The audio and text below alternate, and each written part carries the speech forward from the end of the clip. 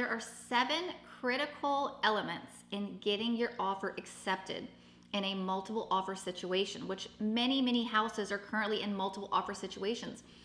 I joke, but it's not funny. Like literally, even if it's a random house that like sits on the market for a month, which is super uncommon these days, right? And nobody's looking at it. The second that my borrower wants to look at it, so do 5 other people, and then suddenly it's a multiple offer. It's like a Murphy's Law. It's like funny but not funny, if that makes sense.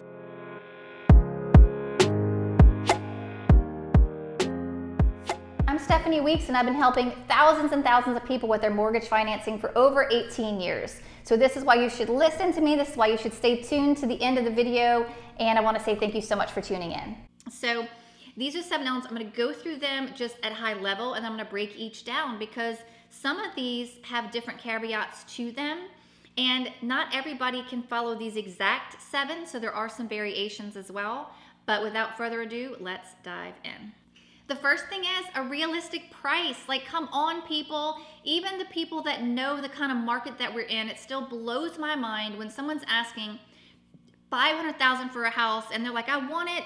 It's my favorite house. It's the best thing I've seen since I've been looking for the last 6 months. Like, this is the house, $500,000, and they freaking offer like $430,000.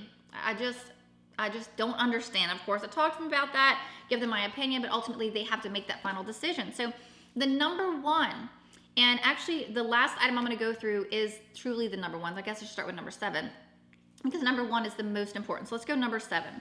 So that's a realistic price, right? How do you know what the realistic price is? Well, it's going to depend on the market. Are you in a buyer's market or are you in a seller's market? How do you know? You're going to confide in your realtor and you're going to trust your realtor. They are your advocate through this process. They know the market, they know what's going on, and they know how to negotiate.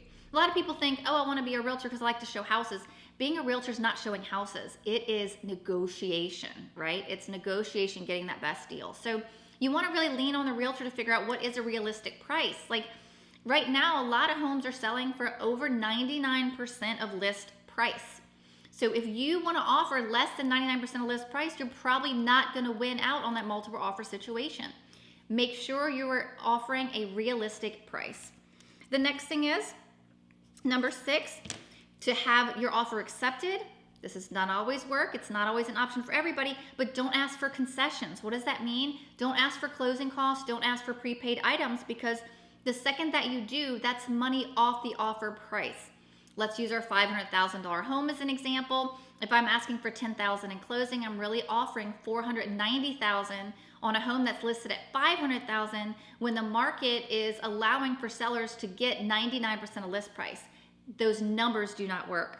Number 5, if you can, go with a conventional loan. I don't agree with it. I think that, other loans are amazing and it shouldn't stop people.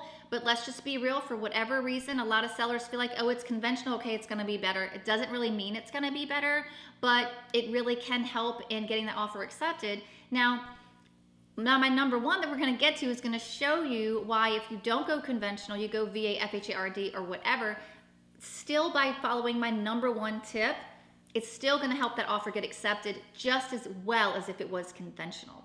But if you're not my client and you're just working with a different loan officer, then you may want to follow these to a T to try to get that offer accepted. And we've got number 4, you want to offer a quick close. Don't offer a 60-day closing, a 45-day closing. Like, offer a 30-day if you can. And there's a lot of things that go into that. And sometimes you can offer a 2-week, right? But there's a lot of things that go into that close date. So the shorter close date that you can offer, the quicker that they can cash out and get that money, the stronger that your offer is going to be. We've got number 3, if you are not financing conventional, you're not financing, you're paying cash. Like, paying cash obviously is going to make the strongest offer, but not everybody can pay cash. What a lot of people don't realize is there are some instances where an appraisal is not required if you're doing a conventional loan with a good down payment and it's a really strong file, and depending upon the area of the house, sometimes an appraisal is not needed. So if you're not paying cash, you're financing, but maybe you could possibly be in a position to waive the appraisal contingency. That would be another one that would be good for you. The next thing is number 2, which would be either or. Either waive the inspection altogether or have a short inspection period. If you go with a typical 10-day to 14-day inspection period, That's 10 to 14 days that house is off the market, that seller's risking that you could back out potentially for any reason. So the shorter the inspection period, the better and stronger that offer is going to be. And I know you've been waiting, so we are here down to number 1. And that's going to be involve the loan officer. It's kind of multifaceted because it's involve the loan officer, have a good, reputable loan officer. And not just involved to where, yes, we're sending a pre-approval letter, right? But do it the way we do it, where we offer an underwritten pre-approval letter with a $5,000 closing guarantee. And even a step beyond that, I'm willing to talk with the listing agent on the house that you're making the offer on to show them that we are working together, that you are a strong borrower, that you are communicative, that you're quick in getting things back that need to be getting back. I can figure out what their worry items are, right? Like maybe you can't go conventional because a lot of people can't. Maybe it's FHA and they have misconceptions on what that looks like. Maybe it's VA and they have misconceptions on what that looks like.